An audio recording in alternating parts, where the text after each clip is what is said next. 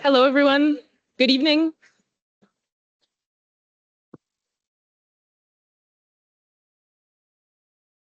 I think we're going to get started in a few minutes. So if everyone could please find a seat, that would be great.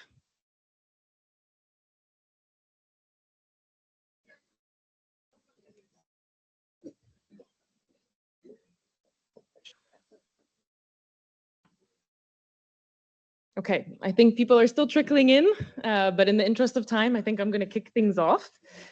So for those who don't know me, my name's Alana Miller. I'm the Global Policy Coordinator with Rare Diseases International, or RDI, and I will be your event facilitator for this evening. I'm really pleased to welcome you to this World Health Assembly side event, Milestones and Momentum in Rare Diseases, 10 years of progress, 10 years of possibility.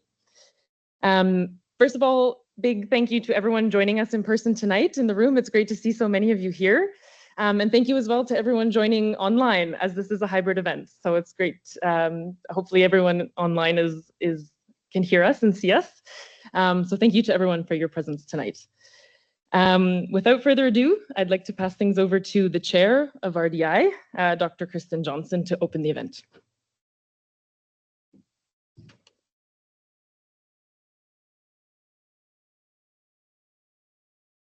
Thank you, Alana, and welcome everyone. What a wonderful milestone to reach, to be gathered together for a World Health Assembly resolution on rare.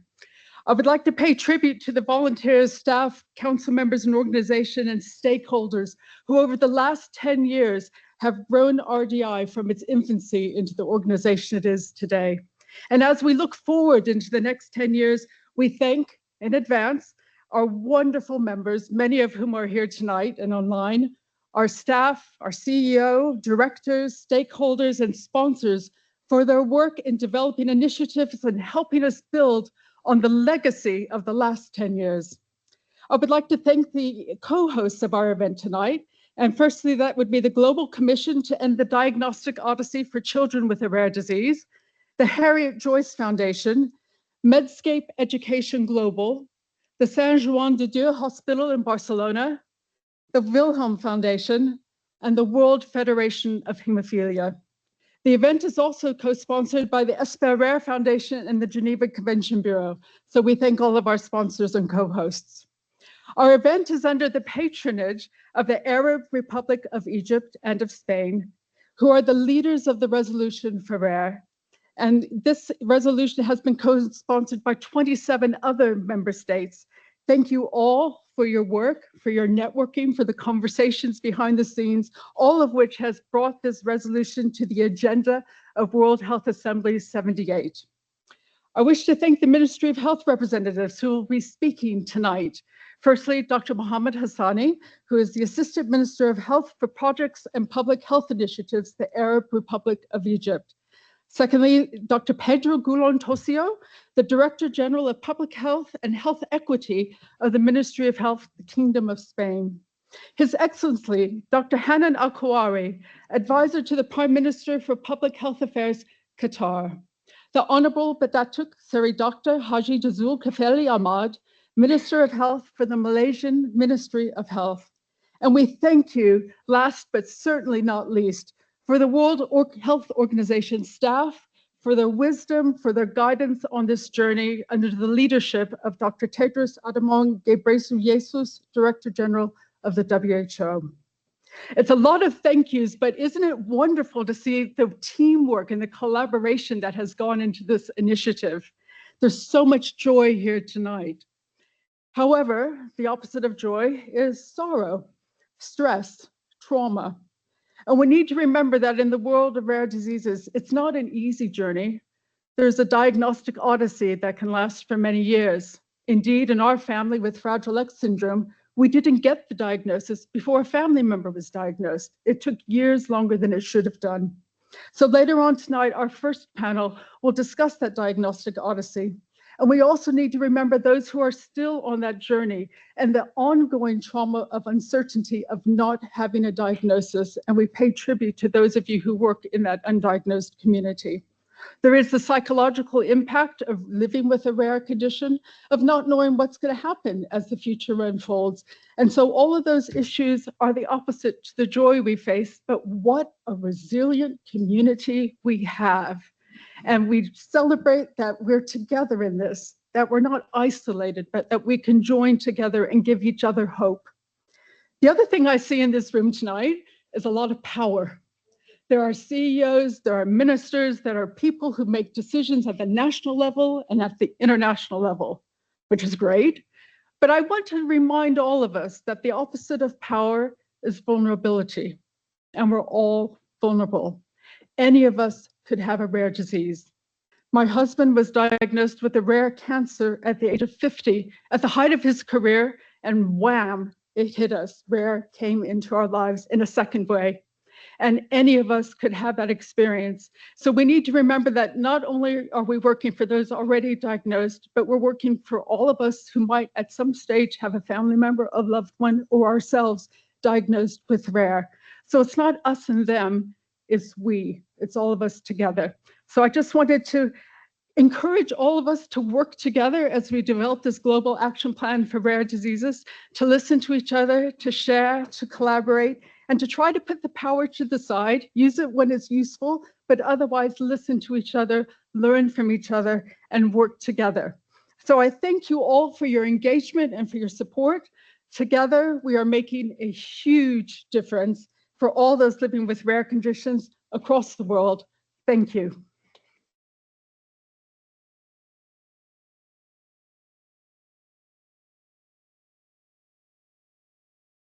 Thank you so much, Kristen, for those excellent opening remarks and for setting the context for tonight's event.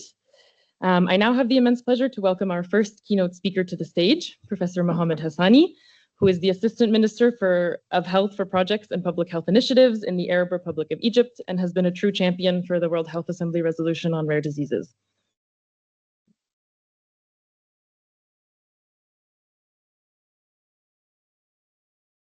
Thank you very much, Kristen, Dr. Kristen, Alana, and what a lovely evening, colleagues.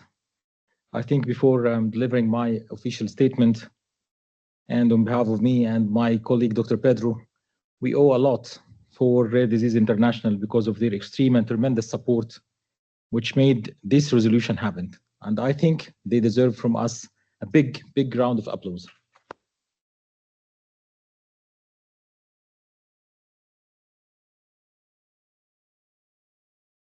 Your Excellencies, distinguished delegates, esteemed colleagues and partners, it's a profound honor of me to speak on behalf of the Arab Republic of Egypt at this critical moment in our shared journey, where 10 years of hard-earned progress now open the door to 10 years of bold and unprecedented possibility.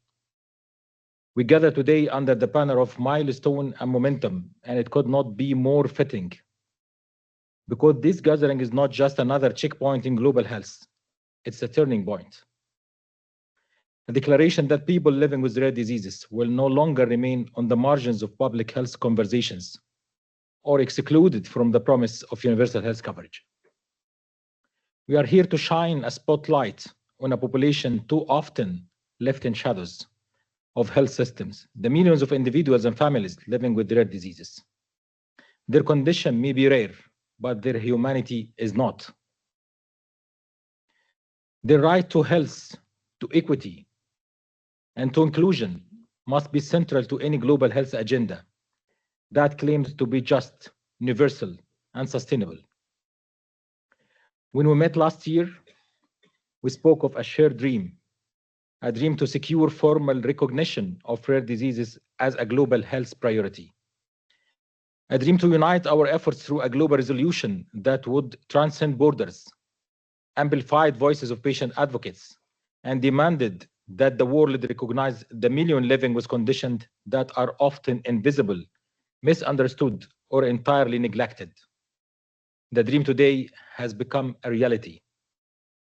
The adoption of the WHO resolution on rare diseases marked a defining moment in global health diplomacy.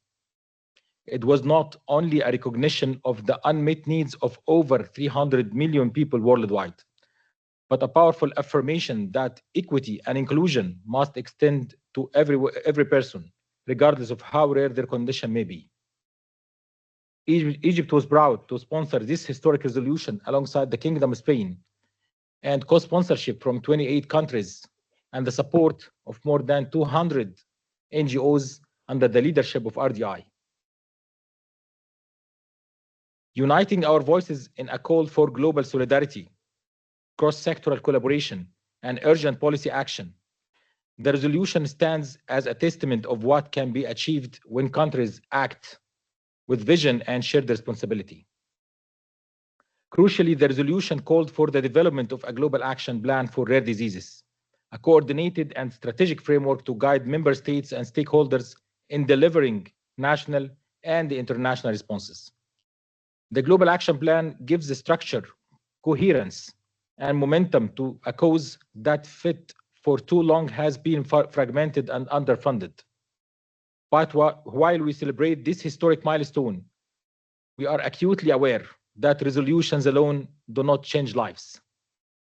Progress must be measured not only in documents adopted, but in experience of patients, the reach of services, and the hope that becomes real through care.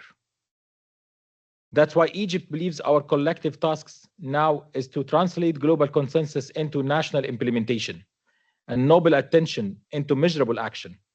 We must ensure that rare diseases are no longer treated as the exception in health systems, but rather as a lens through which we strengthen inclusion, resilience, and people-centric services. We call for a deeper regional and international collaboration to support member states in building national rare disease registries and strategies aligned with the universal health coverage goals. We must foster multi-sectoral partnership that connect public institutions, civil societies, academia, and the industry. We must also address the critical issues of access to timely diagnosis, to affordable treatments, to accurate data, and to the fundamental human right of health equity. Egypt affirms its ongoing commitment to championing rare disease at all levels, and we see innovation not as an abstract ideal, but as a practical solution, whether through digital health platforms, regional research hubs, or new regulatory pathway for orphan drugs. We must place the needs of people living with rare diseases at the center of the innovation agenda. Let us be clear, inclusion is not a charity. It's a matter of justice. It's a recognition that the strength of our health systems depends on how they serve the most vulnerable groups. And it's a reminder that the embracing with the rare, we create systems that are better for everyone. As we look ahead to the next 10 years, they must not only be about possibility, but about certainty. The certainty that people living with rare diseases are finally seen, heard, and prioritized. The certainty that our health policies reflect our principles of equity and inclusion. And the certainty that we are moving from fragmented efforts towards unified, coordinated, and sustained impact for every individual in every country living with rare diseases. Let us walk this path together, from the dream to resolution, and from resolution to action, and from action to transformation. Let this be the decade where rare diseases are no longer rare in attention, funding, or care. I thank you very much.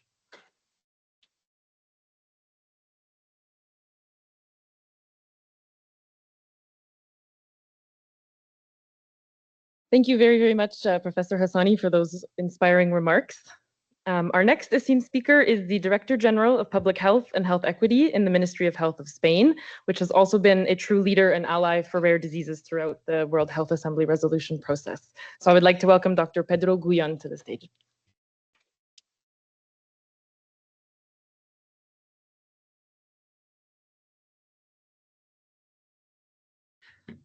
Wow, so difficult to talk after Professor Hassani. I know that it's not the first time that he talks before me. I just want to say thank you, because this has been an amazing journey, an amazing start of a journey, and it has been amazing. So thank you so much to Arab Republic of Egypt. Thank you so much for all the people living with rare diseases. Thank you so much, Rare Disease International, for all the effort put. In the end, Spain, as part of the leadership in this resolution, we are just putting the words that have been ahead for many years, and the people with rare diseases have been fighting for many years. I know the people from the Spanish Federation of Rare Diseases from a long time. So I know the long time that they've been doing work. They've been advancing in all the policies in Spain, and we are really happy and really amazed that we can do that globally. Because this resolution is not like any other resolutions. In the end, that's the first time that we put rare diseases on the global health agenda. That's something really interesting because most of the global health agenda, they go for the big things. Let's go the most prevalent issues, big issues, and we don't look at the whole picture. And the whole picture is equity in our society, and that means taking into account the conditions are not so prevalent, but then in the end, altogether they are prevalent for sure. But that's a shift of the paradigm on global health, and that's so important. That's why it's so important that this could be on the World Health Assembly and the next steps that we are going to have with rare diseases and the WHO. So that's my first thank you to all of you for the work that you have done and all the work that we have ahead and putting all this network to work with us. Also, thank you to all the countries that have been supporting us. I see some of them here. I see Malaysia. I see Qatar, and that you have been also amazing trying to put this resolution to the end. And I'm going to say that this has not been an easy resolution. So how the global health has changed in the last year? How the WHO has to face new challenges in the last year. Wow.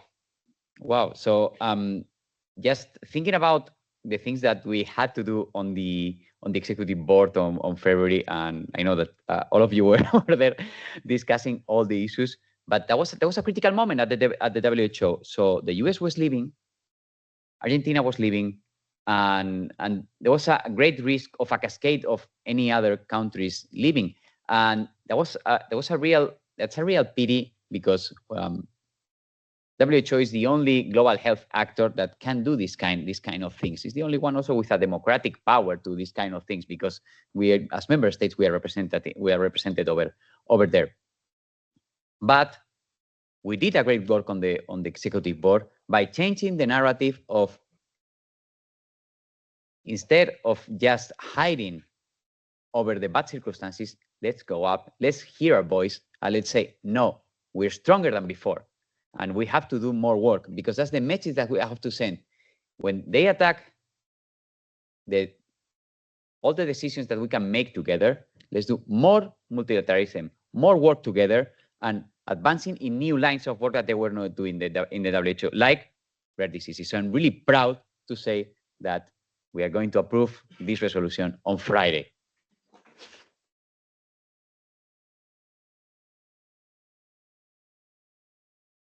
But just let me finish with this is just the first step.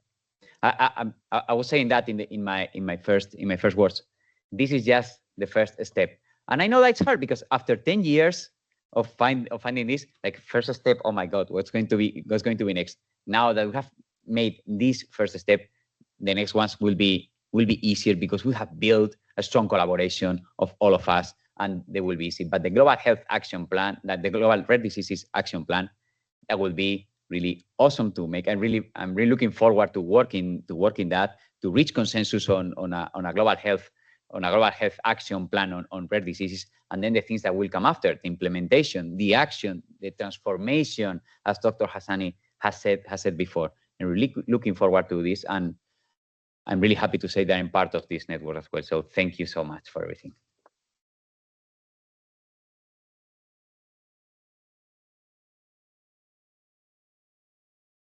Okay, great. Thank you, Dr. Guyon, for your very genuine and powerful words tonight. Now I have the pleasure of welcoming our next speaker, Her Excellency Dr. Hanan Al-Kuwari, who is the advisor to the Prime Minister for Public Health Affairs in Qatar, which was also one of the first supporters of the World Health Assembly resolution. So thank you.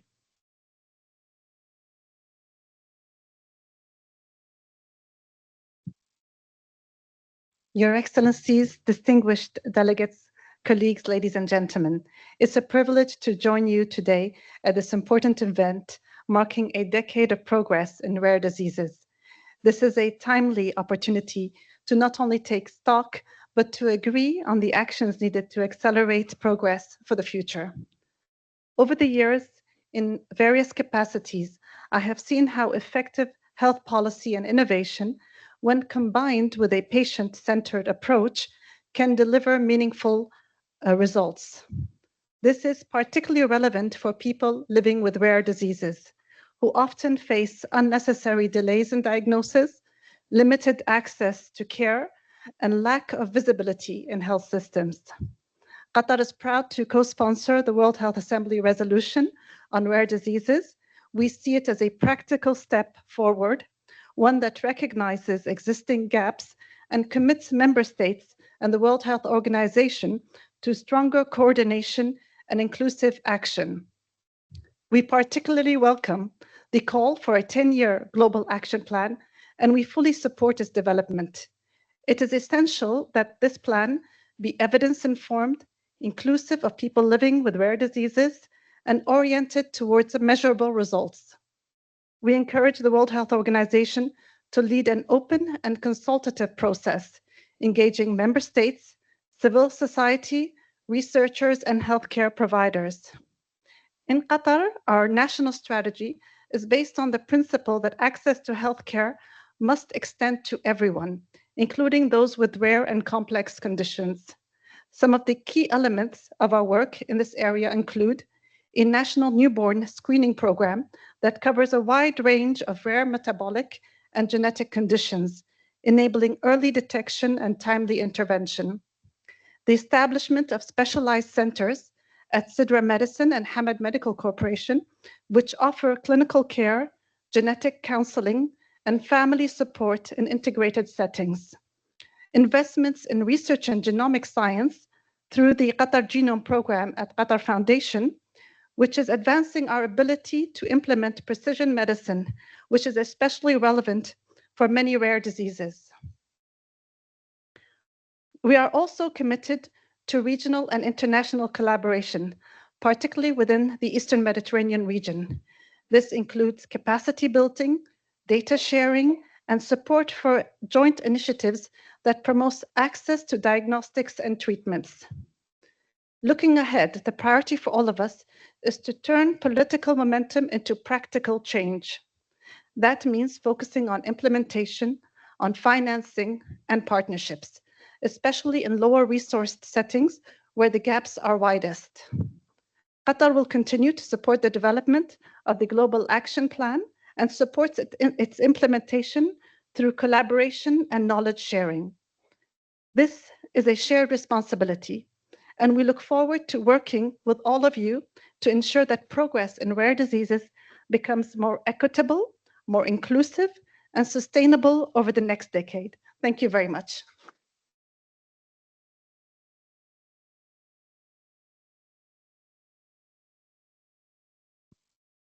Thank you so much, Dr. Hanan Al-Kuwari, for your remarks and for your continued leadership as well. I now have the honor of welcoming our next keynote speaker, the Minister of Health of Malaysia, another key supporter of the World Health Assembly resolution on rare diseases. So I'd like to invite the Honorable Datuk Seri Dr. Haji Zulkifli Ahmad to the stand.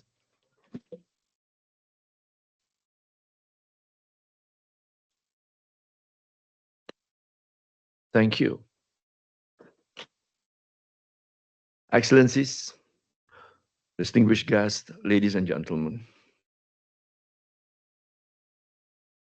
I first commend the organizer for bringing us together under this timely theme this evening. And let us put our hand together. There are so many champions and advocates, strong advocates around here, but particularly for Rare Diseases International. Let's put our hand together to give them a big round of applause. The time to act is now.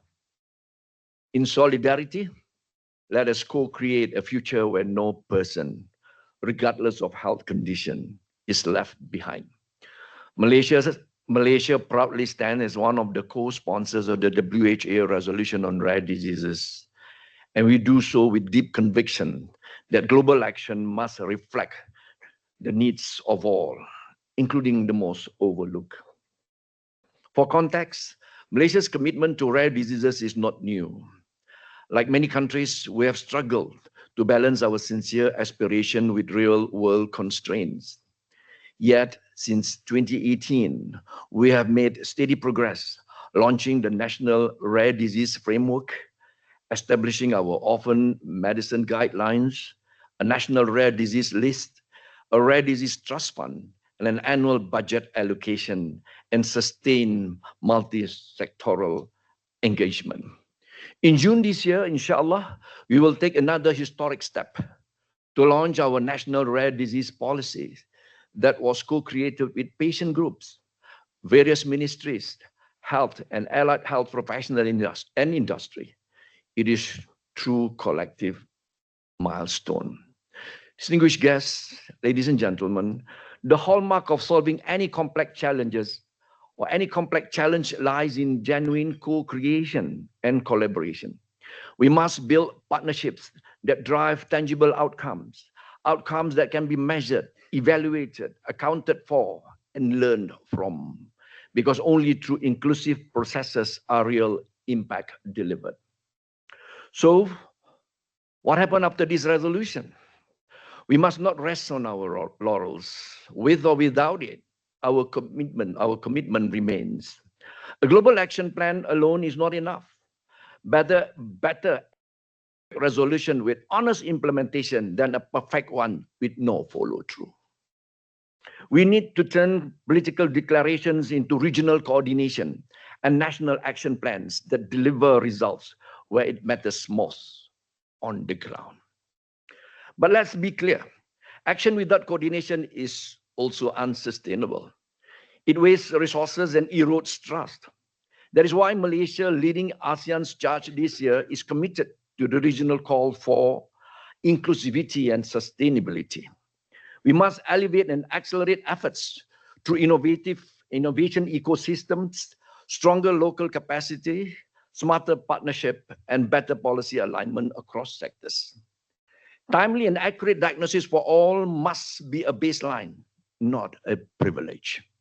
Our system must rise to the occasion and shift our paradigms, investing in health as a good investment, no matter where we are.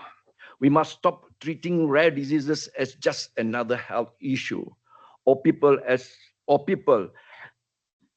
not another health issue, or people as problems to be fixed. These are real lives, real families. Rare diseases don't discriminate, but system can. That is why we need a whole of government approach, grounded in dignity, equity, and inclusion. Finally, ladies and gentlemen, let this resolution be more than symbolic. Let it be a step of solidarity and unwavering political will. We must tackle fragmented infrastructures and reimagine how we can bring together science, innovation, policy, and people together. It won't be easy, but it is certainly not impossible. We did it during COVID-19 when we broke silos and acted as one. We can do it again, stronger and better. There's a saying in my language, in Bahasa in Malaysia, bersatu teguh, bercerai roboh. United we stand, divided we fail. Let us now stand united to chart our new narrative, not just in hope, but in action. I thank you again.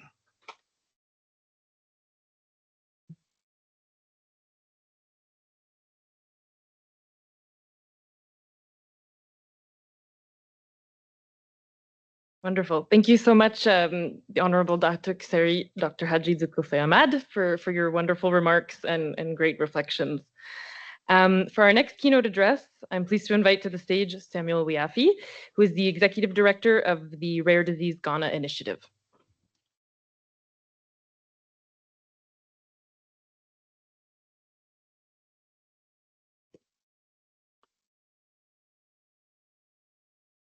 Warm greetings from Ghana. Your Excellencies, distinguished ladies and distinguished guests, fellow advocates, ladies and gentlemen.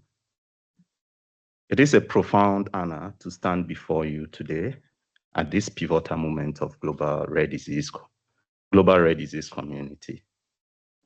We are gathered not only to celebrate a decade of remarkable progress, but to chart a bold and inclusive course for many years ahead, guided by the momentum of the World Health Assembly resolution on rare diseases. The resolution is truly historic. For too long, people living with rare diseases, especially across Ghana, the Africa region, and many low middle income countries have endured a journey in shadows, facing prolonged diagnostic odysseys, limited access to care, and lack of recognition in health systems. The resolution is a beacon of hope. It stands as a testament to the power of global solidarity and collective advocacy. Most importantly, it signals that the world is ready to prioritize the needs of people living with rare and undiagnosed diseases. As the Executive Director of Rare Disease Ghana Initiative and a proud member of Rare Disease International, I have witnessed both the immense challenges and extraordinary resilience of our community.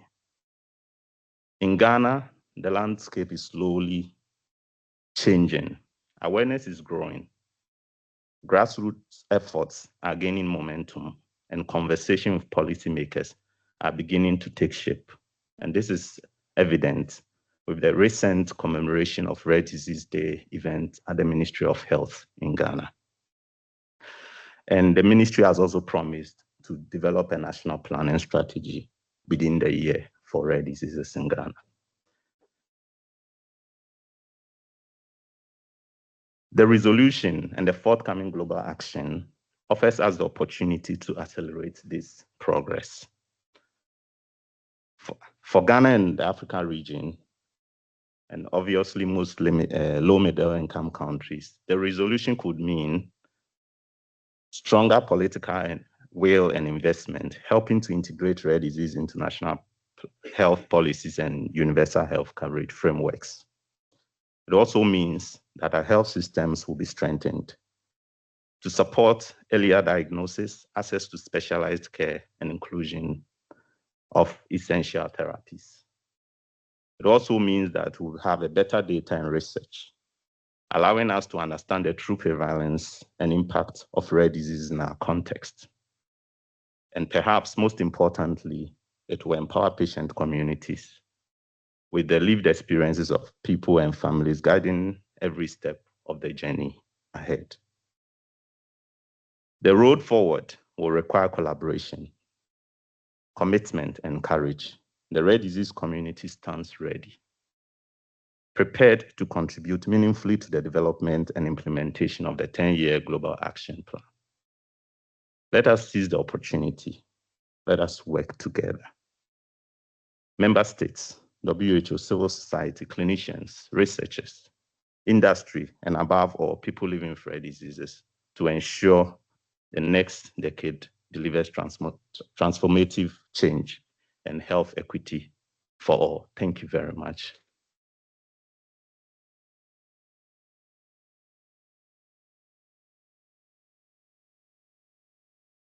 Wonderful. Thank you so much, Samuel, for sharing those perspectives with us tonight.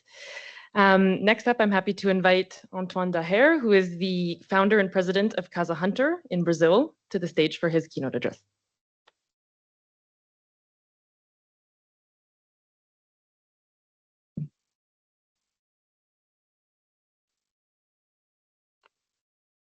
Excellencies, colleagues, friends, it's an honor to represent Casa Hunter, a Brazilian organization dedicated to rare diseases patients, and to speak also as founder of the Brazilian Federation of Rare Diseases Association, FEBRA-HARAS, and as a board director of Rare Diseases International.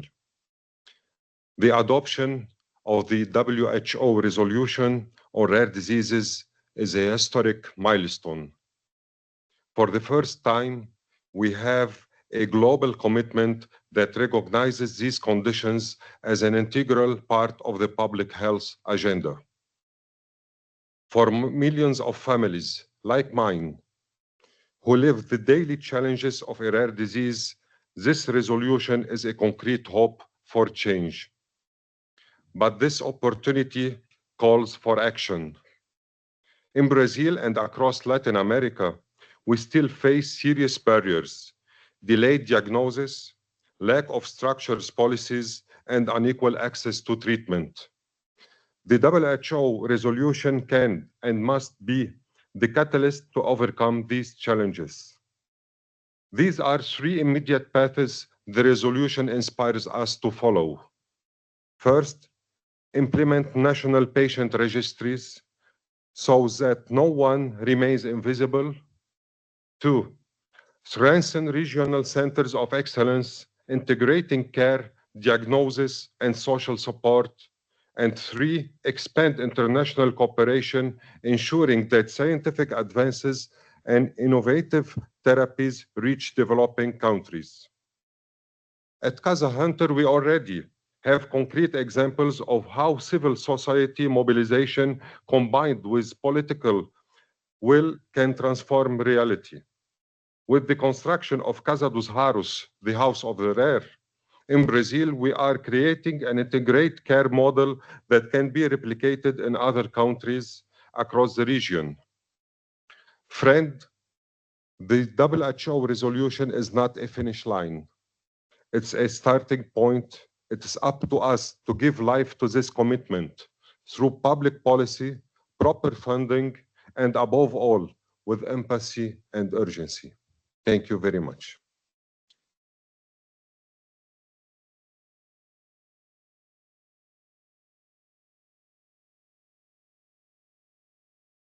Okay, thank you so much, Tony, for those great remarks. Next up, I would like to invite to the stage Kin Ping Sang, who is the president of the Hong Kong Alliance for Rare Diseases.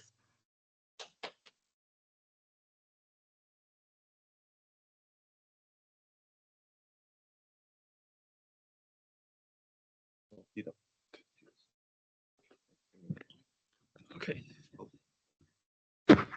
Okay. Excellencies, ladies and gentlemen, friends and colleagues, good evening. Warmly welcome to this milestone event to celebrate and look back to the achievements in the rare disease community in the past decade. These achievements belong to all of us, partners in the rare disease community around the world. My name is KP Sang. I'm the chair of Rare Disease Hong Kong. Rare Disease Hong Kong was formed in 2014 by a group of patients and carers suffering with rare diseases. Now we have about 1,000 members covering over 250 rare diseases. Look back to 10 years ago, rare disease was not visible in the policy scope of the Hong Kong government. No specific care was designed for and delivered to patients with rare disease. To make change, Rare Disease Hong Kong has carried out awareness campaigns and advocacy actions with support by other enthusiastic people, such as the scientists, the clinicians, and also the business sector. After the huge efforts, the Hong Kong government began to respond to the voice of patients step by step. The government has announced new measures and initiatives to cope with the challenge from rare disease from year to year. In 2023, the government has set up a task force on rare disease and have regular meetings with Rare Disease Hong Kong to address the issues in diagnosis, treatment, and medications raised by the patients. Our experience tells us no single party is able to cope with the challenges from rare disease solely. However, patient organizations is able to head the initiatives and bridge up collaboration platforms with the government, community, and the business sector to foster the partners to work together to maximize the synergy effects. The 78th World Health Assembly is a critical moment to the rare disease community, rare disease patients around the world. The resolution on rare disease will be voted for adoption. This is the combined efforts by RDI, the coalition to support the resolution, and all partners in the rare disease community. In this pivotal moment, we understand it is not the ending point, but another starting point of the next phase of action to ensure the implementation translating to impact, to real impacts for the patients with rare disease. We know there's still a long way to go to make the rare disease patients to receive the cares they need. If the resolution is adopted at the World Health Assembly, the Secretary General will be tasked with development of a comprehensive 10-year global action plan.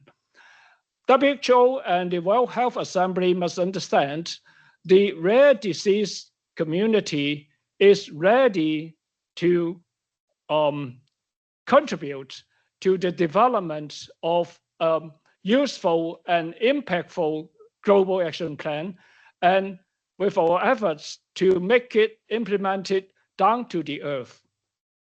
With the foundation of achievements in the past decade, let us move forward hand in hand towards the new decade for rare disease globally. Thank you.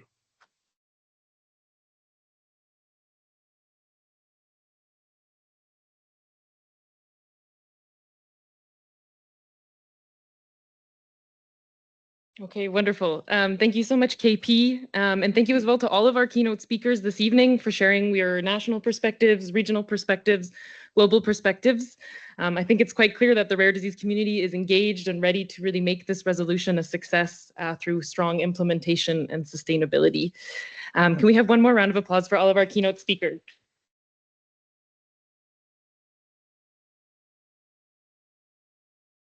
Okay. Thank you. So this brings us to our next segment. I'd like to welcome my colleague, Deborah Bellin, who is the Strategic Engagement Manager with Rare Diseases International, to present a short video about the World Health Assembly resolution.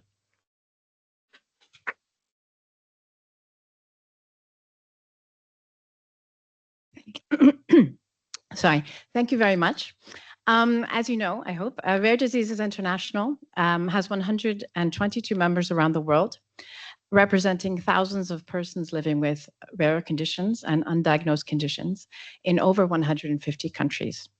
And our hope with the resolution for rare is that it will give a voice to these people all over the world at the highest global levels.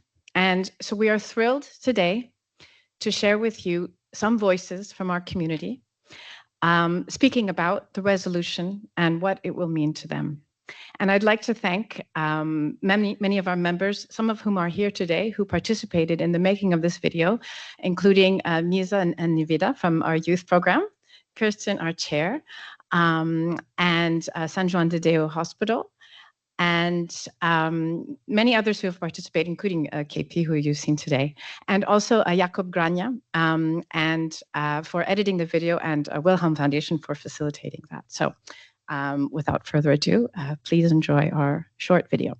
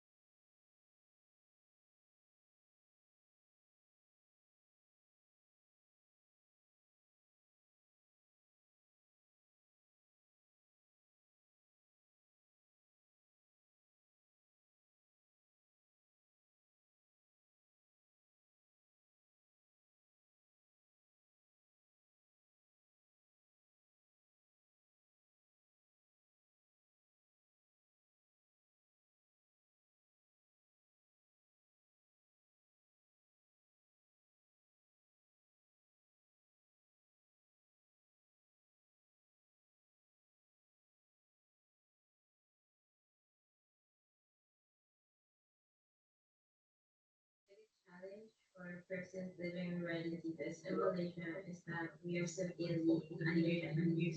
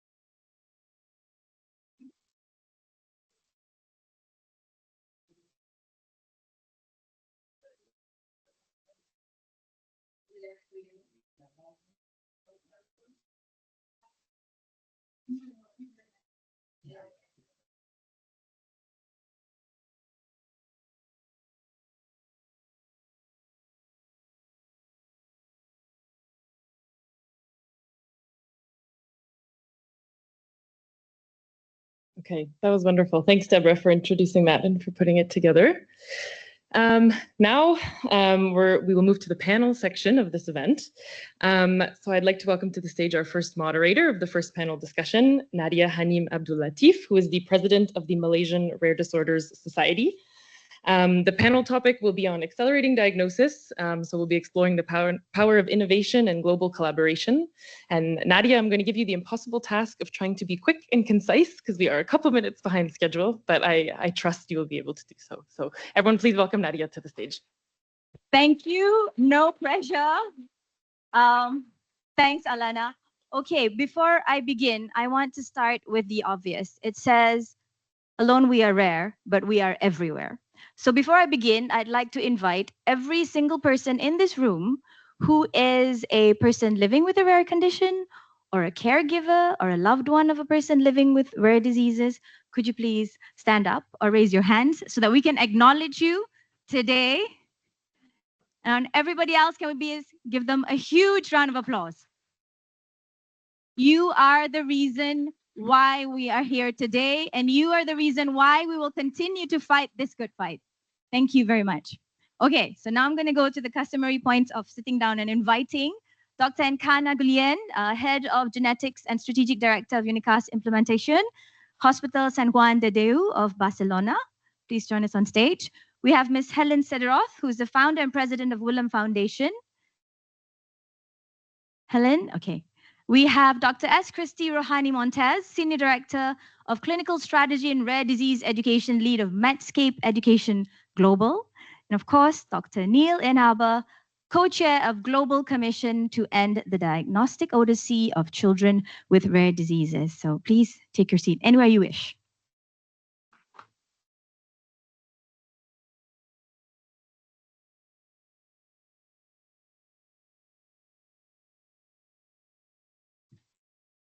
Okay, so you set the impossible task of speaking as fast as I can. Now, when we talk about living with rare conditions, the reality of it is very often the unmet needs that are faced are things that are often insurmountable, things that are confusing, things that take a really long time to get past. Now imagine 300 million people living with conditions that are hard to find. And at the same time, 300 more living with situations, 350 million more living with undiagnosed conditions. Now, it can either feel like a death sentence, or it can feel like a message of hope if that diagnosis comes at the right time. Now, for the majority of us, that 4 to 5 years feels like an eternity. So timely and accurate diagnosis remains one of the most pressing challenges for persons living with rare diseases. Now, this panel will therefore explore how rare disease community can drive forward this innovation, not only in terms of innovative solutions, but also include discussions on genomic, digital health technologies, data sharing, leveraging national, regional, and global networks. So you have a heavy task. Now I want to go straight to the first part. Why do diagnoses even matter? Why is early and accurate diagnosis such a big deal? Why is it so transformative for individuals, for families, as well as for health systems? So I want to go to Dr. Neil and Dr. Enkana first, right? Could you perhaps reflect on the clinical, emotional, and economic impact of diagnostic delays? Neil? So sure. The first thing I think I want to reflect back to what Kirsten said right at the beginning, and she spoke about power. And really, information is power. It's power not just to the patient, but it's also power to the system. It's power to make decisions. It's power to make better healthcare decisions. It's power to be authentic. It's power to create and imagine the future. Even in the absence of a treatment, the information itself has tremendous power. And we also heard one of the other speakers talk about vulnerability. And it's also been said that there is no courage without vulnerability. And I would say both are really important. And this particular group of people is especially courageous. And I think we need to harness both of those things, the power and the vulnerability, to create that web of knowledge. And I think of it as a web. Everybody in this room is interconnected in different ways. The organizations are interconnected. The Lancet Commission shares a lot of members with the Global Commission. So power, vulnerability, and that interconnectedness, I think they're all very powerful. Power, vulnerability, and interconnectedness. We're starting on a very Spider-Man theme. And yourself, Dr. Enkana.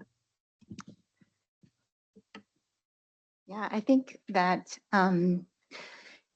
you know, one of the things that's so crucial is physicians, healthcare providers, the people who are making those diagnoses. And you know, I'm coming from Medscape Education, where we serve a very large community of healthcare providers more than 13 million healthcare providers.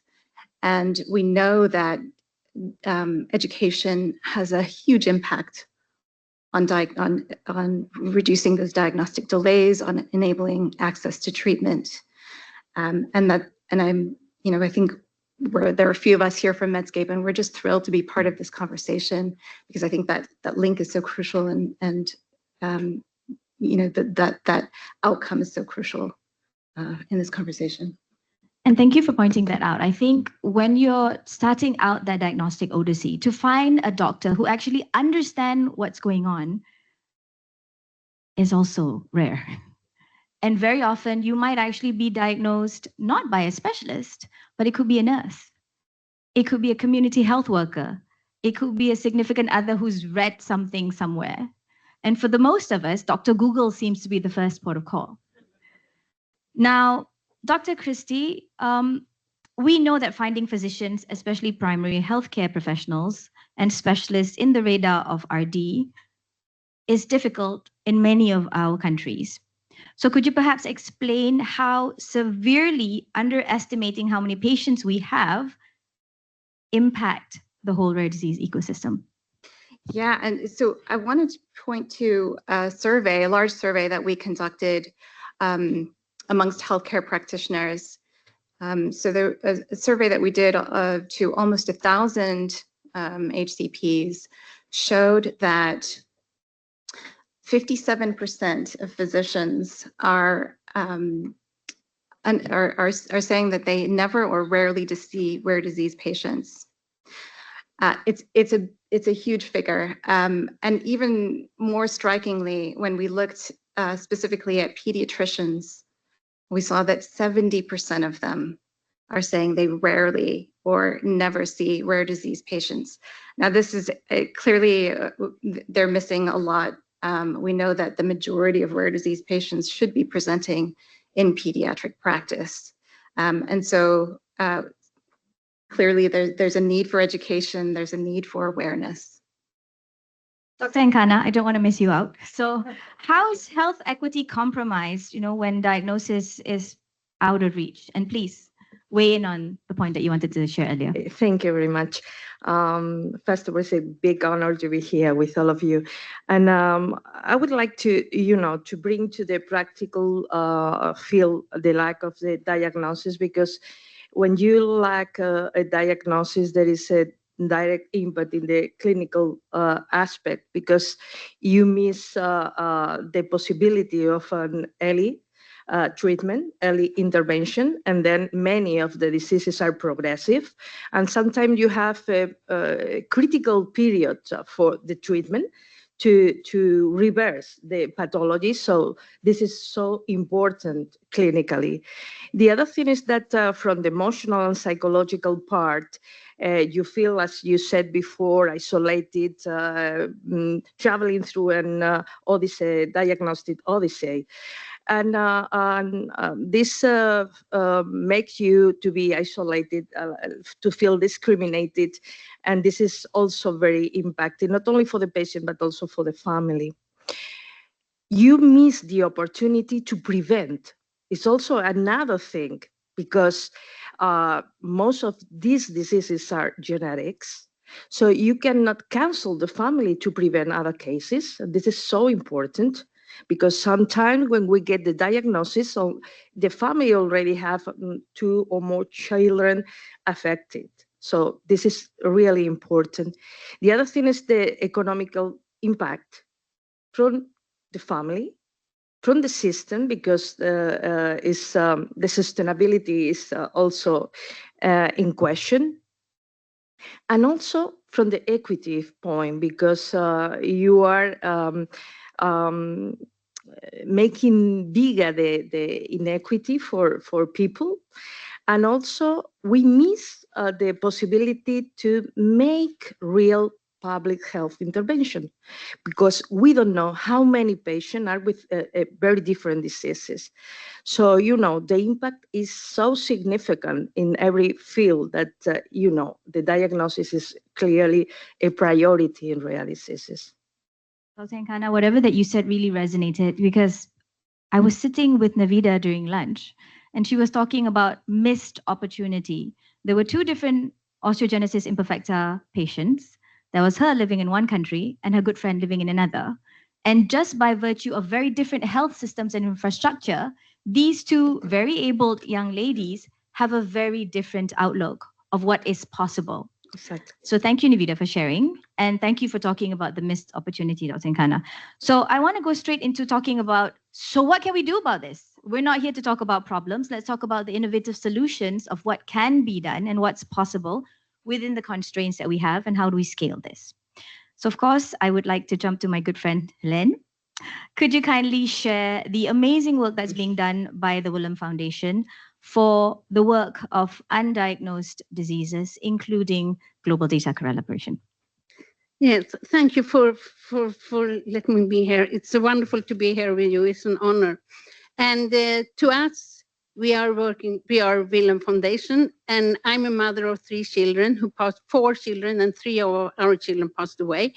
And therefore, we are working to try to find new solutions to solve this, because we know today that we can only solve 40%, even with whole genome sequencing, with the latest genome sequencing. And we need to find the disease. We need to find the diagnosis. Otherwise, children are dying. And children are have, as you said, many of them have degenerative diseases. So we thought that we would like to highlight this 60% that we can't solve today, and how we can do that. We thought maybe we can invite people to try to start to work together from different parts to find new ways to solve these diseases. So we invited genetics and clinicians and researchers, AI people, and brilliant minds, and bioinformatics, and then they came together. And we are working to try to raise the silos. So they started, and they had 48 hours to try to solve the undiagnosed diseases these families has. And it was families from all around the world. And we had it at Karolinska, the first one, and in Sweden, and in Nijmegen in Radboud.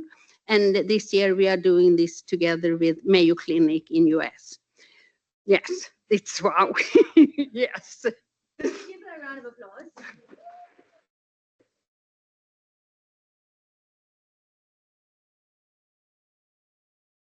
Thank you. The reality of it is the work that needs to be done is not only seated at government. Patients, families, communities cannot wait for that magic silver bullet or magic pill that will solve all of our problems. And more often than not, these challenges are complex and interrelated. So what Helen is sharing in his example of how people first, in a way that breaks silos, would be able to build different collaborative points that will hopefully bring us closer to where we want to go. So now I go to Dr. Christie, and I want to talk about digital tools. We live in a digital world, so let's talk about innovation. Could you perhaps share how digital tools and medical education innovation are changing the front line of diagnostics as we speak? Sorry, can you hear me? Yeah. So thank you for the question. I think when it comes to digital tools and education, I think accessibility is crucial. So accessibility in terms of whoever, anybody wherever they are, in a language that they are comfortable with. And at the same time, it has to be fair balanced. It has to be educational, independent, developed with top experts, people who know what they're talking about. And I think above all, it needs to be free. Accessibility to these kind of tools, it has to be free. And that's what we do at Medscape. And by doing that, we're providing equitable access to education no matter whether you're in a high-income country or a low or middle-income class country. You have that same access wherever you are. And in fact, if you look at the education that we're doing in rare disease, so our rare disease initiative, we started that about three and a half years ago. And since then, we've developed almost 400 educational activities across more than 100 different rare conditions. And we've engaged more than 2.3 million healthcare practitioners across that education. And we had a look to see how many of those are from LMICs. It's 27%. So we were, you know, it was great to see that you know, this is truly accessible education wherever you are in the world. You know, I think when you're creating all that education, you want to ask as well, you know, does it actually have an impact? Is this you know, coming to something in the real world? And so I'll give you a couple of examples of how we've looked at that real world data. So we've looked at, first of all, pediatricians. So pediatricians that have participated in education on Medscape, have they then gone on to order genetic tests for their patients? So we can look, you know, at diagnostic codes, and we were able to show that those pediatricians who participated were 21% more likely than those who didn't participate to order genetic tests. So that's one example. Another example is a cohort of learners who participated in education on a specific rare disease, neurological rare disease. And we wanted to see, you know, did they then go on to order diagnostic tests for that particular condition? And did they make diagnoses? So we saw a 53% increase in ordering diagnostic tests and a 45% increase in diagnosing the condition. So very clear that we can make a big impact with education. So that's one of the reasons I was saying, you know, it's one of those aspects that's just so crucial in reducing diagnostic delays and enabling access. I think the other thing, you know, just add is AI is revolutionizing this area. And you know, what we've seen in terms of AI being able to translate you know, educational material, so that becomes more accessible wherever you are.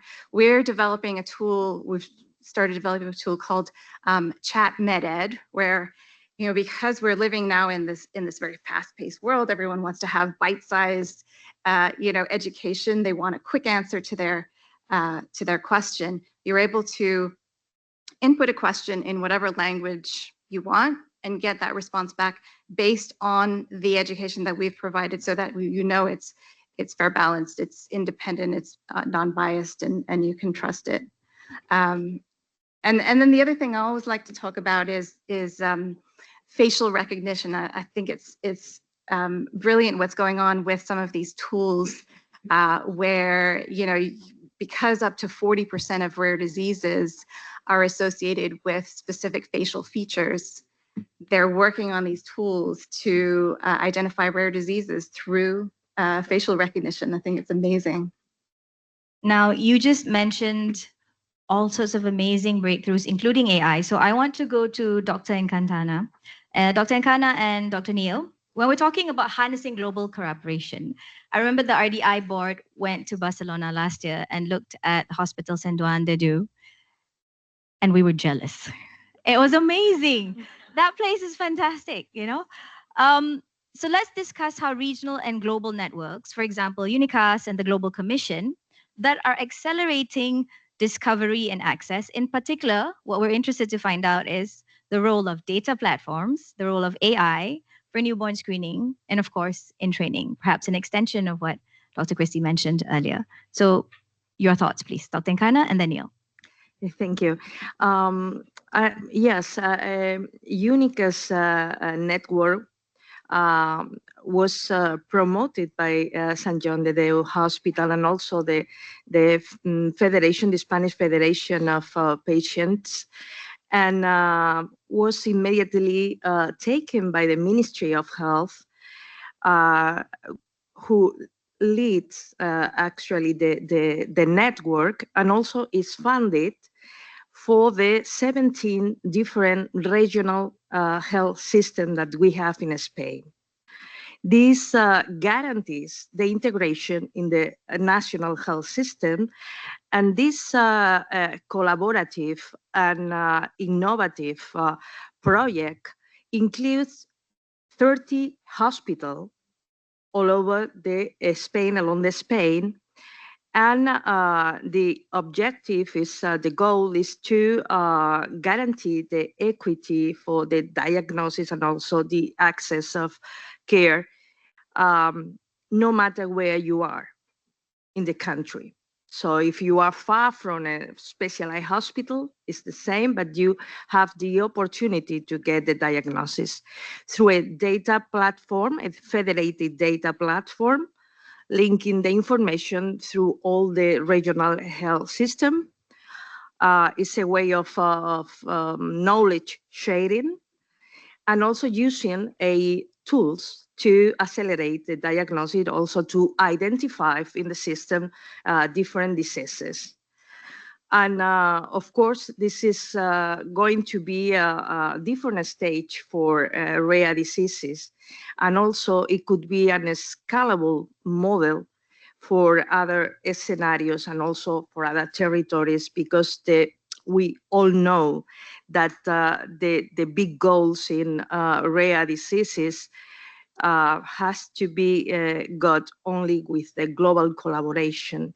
So we have to prove that this works, and then to scale the project outside Spain too.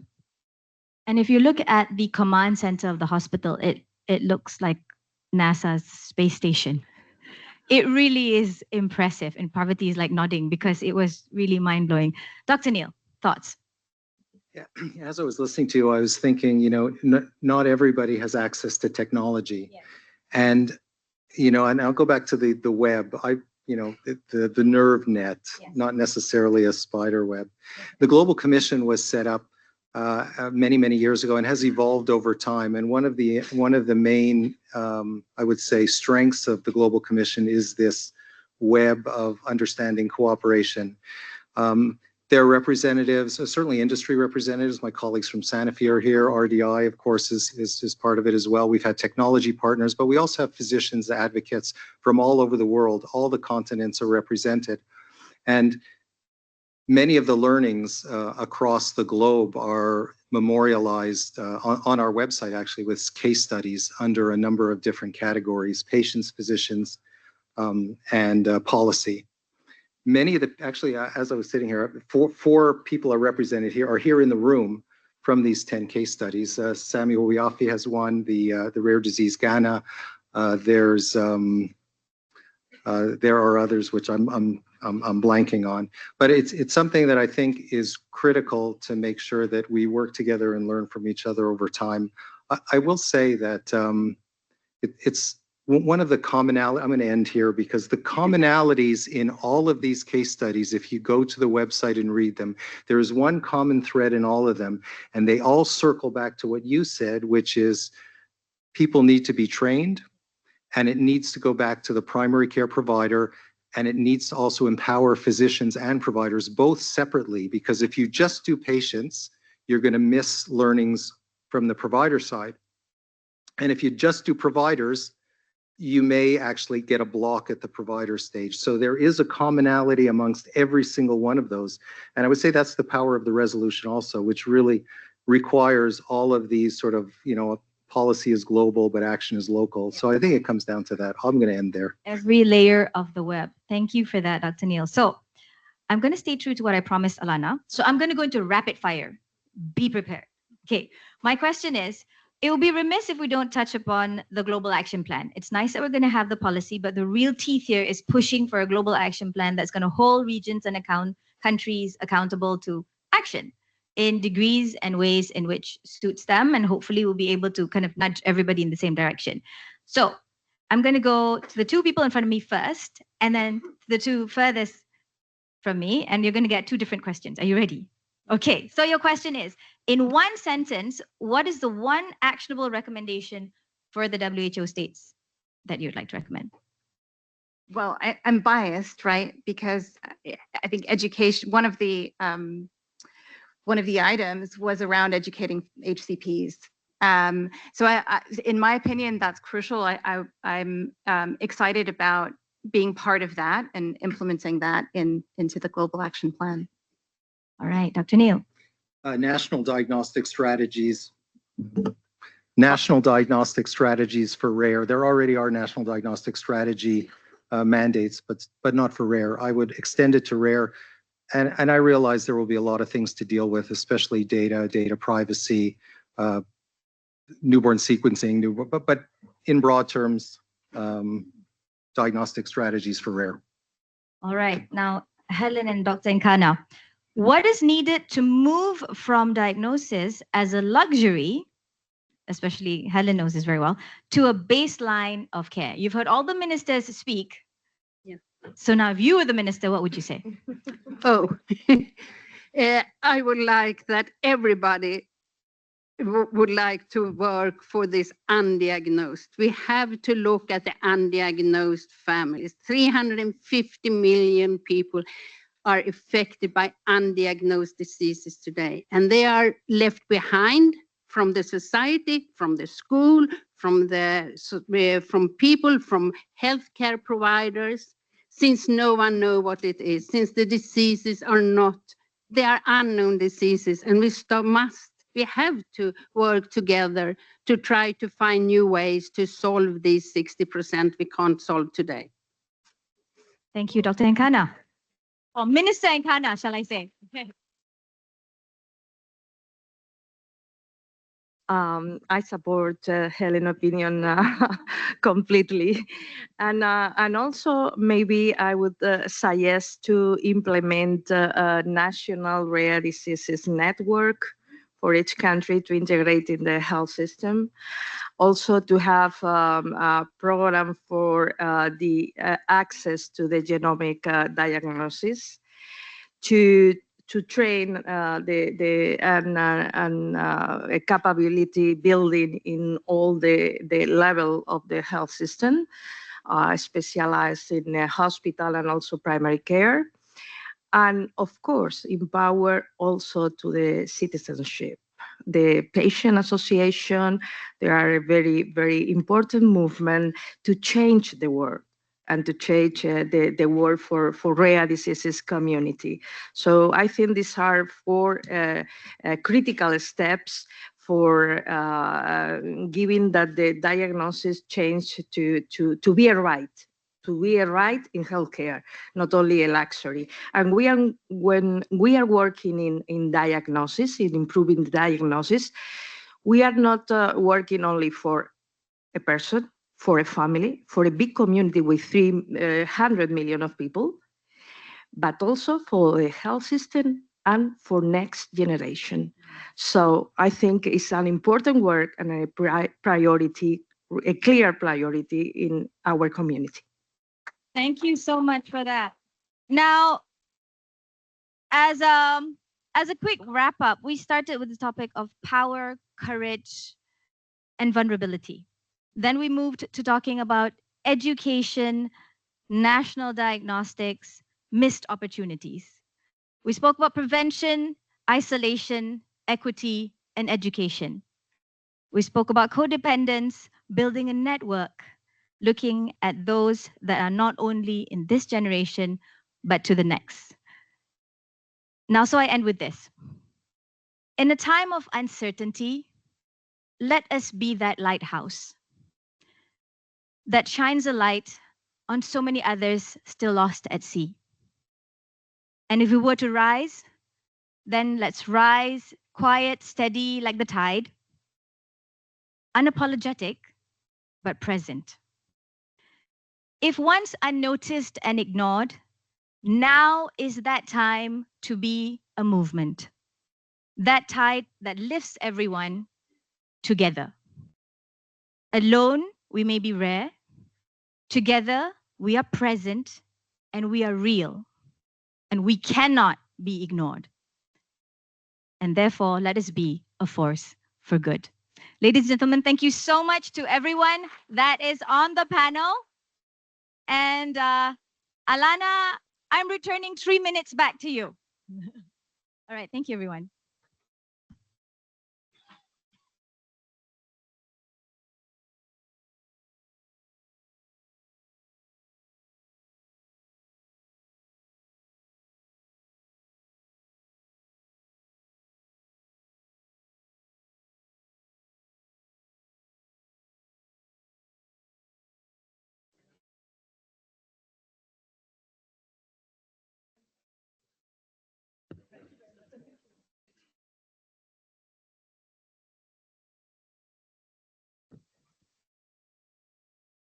Okay, thank you so much, Nadia. I appreciate your effort to move that concisely. And it was great. I think a lot of great learnings across the board, really great perspectives and takeaways. So thank you to all the panelists and to Nadia. So next, I'm delighted to introduce our second panel, which will focus on expanding access to care and treatment. So we'll talk more about the ambitious solutions that we can work towards to have real global impact. And for that, I'd like to invite to the stage our moderator of the second panel, Kelly Duplessis, who is the founder and CEO of Rare Diseases South Africa. And I will give you the same task of keeping things concise. Thank you, Kelly.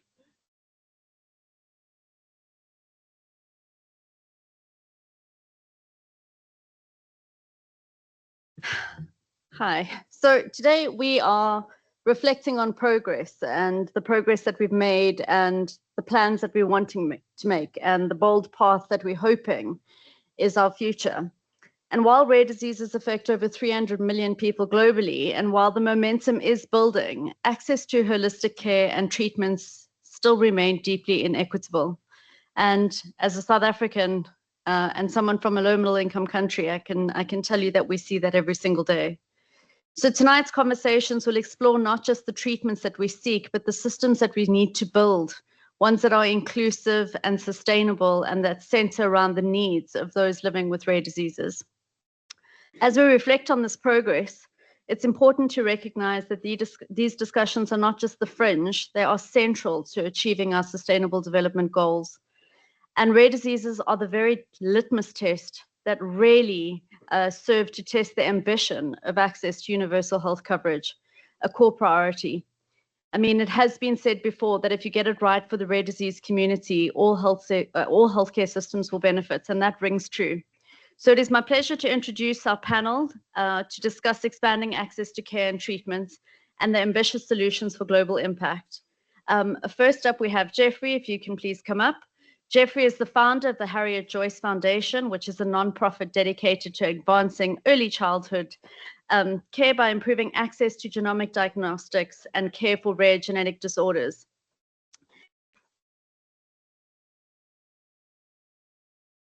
Next, we Francois Lamy, who is the administrator and vice president of AFM Telethon and a father of an 18-year-old son living with muscular dystrophy. Thank you, Francois. Then I invite David Sanchez, who's diagnosed with retinitis pigmentosa and has actively worked to defend the rights of people with rare diseases, promoting awareness and inclusion.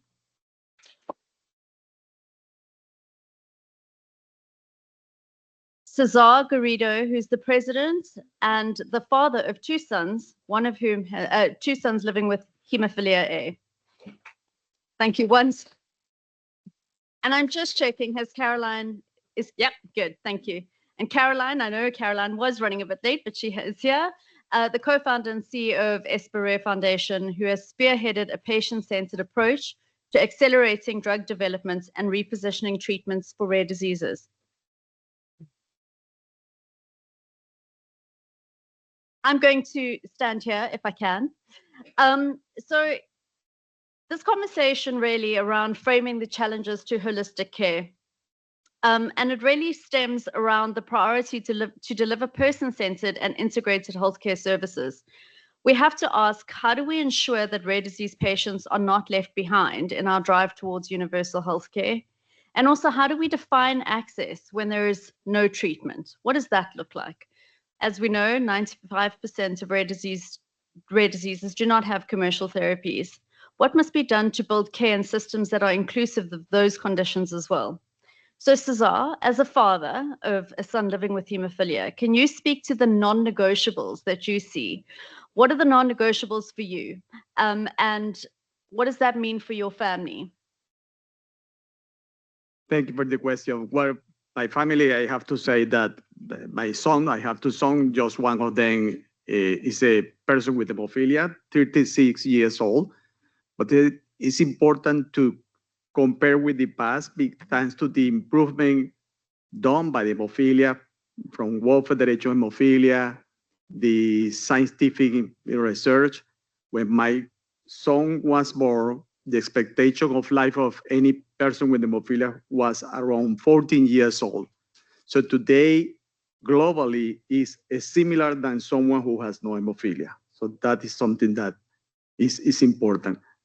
And I think that the many has been based on the model that the World Federation has created is the comprehensive care model. It's not just the medicine, it's so important the healthcare providers. So you have a comprehensive care team. We have enough expertise that we gather information that has been better the medicine in the hemophilia treatment center specialized because to avoid the mortality and morbidity as well, and almost 45%. So that is impactful. The other point has been possible to working with the group of patients, the patient organization to advocate, trying to convince the authority that it's possible, if feasible and affordable and sustainable therapy. I mean, it's something that is working together. We call Global Alliance, working the group of patients, the treaters, and the government trying to obtain good prices, good tenders, and has been demonstrated, at least in Europe, for example, that we invite the participation in any tender, the group of patients working with the treaters, reducing the prices in comparison just working with the treaters.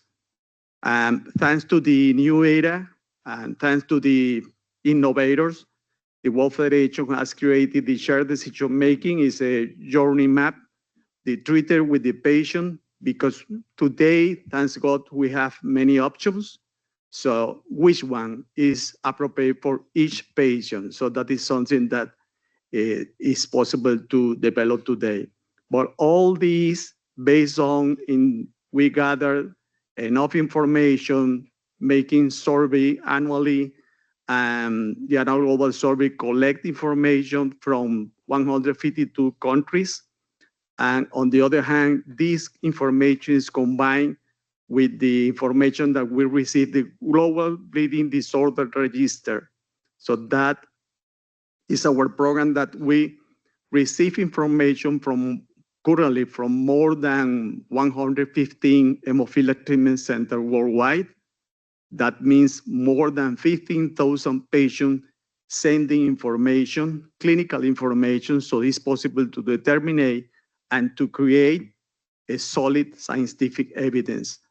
Everything of these components has been possible to improve in the rare disease hemophilia. That is something that I think is important to share with you. Thank you very, very much. And I mean, I think anybody who has ever engaged in a rare disease condition at all would have known of hemophilia. Their programs just run so deep and so strong around the globe, and it's really, really commendable. David, as a patient living with retinitis pigmentosa, what do you consider to be the essential components of care, and particularly with regards to things like access to social support and accessibility services, and how do you go about advocating for these services?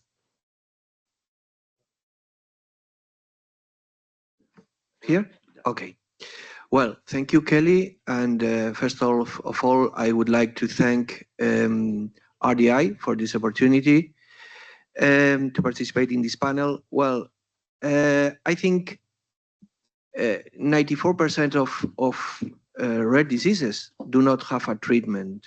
So access to a therapist or is something, it's a challenge. Having a global definition of a rare disease, having an early diagnosis, as Encarna says before, having more equity in access to all of these systems is something really important. There are a lot of parts of the world where having a genetic diagnostic is not possible. So it's important that we work all together in order to include everybody, all the conditions, include all the parts, all the regions of the world in this. When there are no treatments, we have to pay attention to those therapies, those important therapies, for example, physiotherapy, for example, speech therapist, for example, psychologist therapists. Rare conditions have a huge impact on mental health. And we have also to take care about caregivers, pay attention to caregivers and take care of caregivers. Only in this way we will get to more equity, to have a more equity in all of the ecosystem. And in this case we will be able to take care of everybody to leave no one behind. Thanks very, very much, David. It's a really, really good segue. I think, understanding that we're treating people and people are not just their diagnosis and their diagnosis shouldn't define them is imperative. Jeffrey, as the founder of the Harriet Joyce Foundation, can you share your experience in terms of improvements of continuity of care and what you've managed to do in Ecuador, including the challenges in establishing consistent access to services across a fragmented system? Oh, excuse me. Good evening. On January 11th, 2016, our granddaughter was born with a genetic metabolic disorder called glutaric aciduria. But she was one of the lucky ones because she was born in Miami and benefited from the state of Florida newborn screening program. On day three, when I found out, I immediately called the head of genetics at Boston Children's Hospital, who introduced me to someone. And on day 5, I flew this expert down to Miami to educate Miami Children's on how to take care of this little girl. On day 5, mother was off of breastfeeding. The granddaughter, Violetta, was on medical formula. My wife is from Ecuador. And over the last 9 or 10 years, what I've seen, our granddaughter is now 9.5, and she's thriving and doing beautifully. So we are the privileged ones. And that has been the inspiration for the formation of our foundation. What I've seen over the last 9 or 10 years are children born in Ecuador, children that don't benefit from the advances of science and medicine and technology.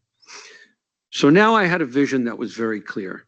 Let's invest in science, medicine, and technology to improve health outcomes in Ecuador.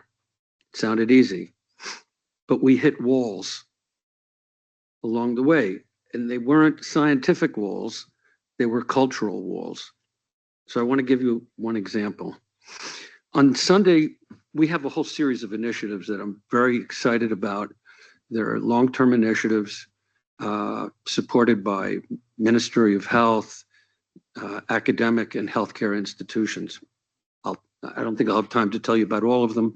They're on our website. They're on a poster outside.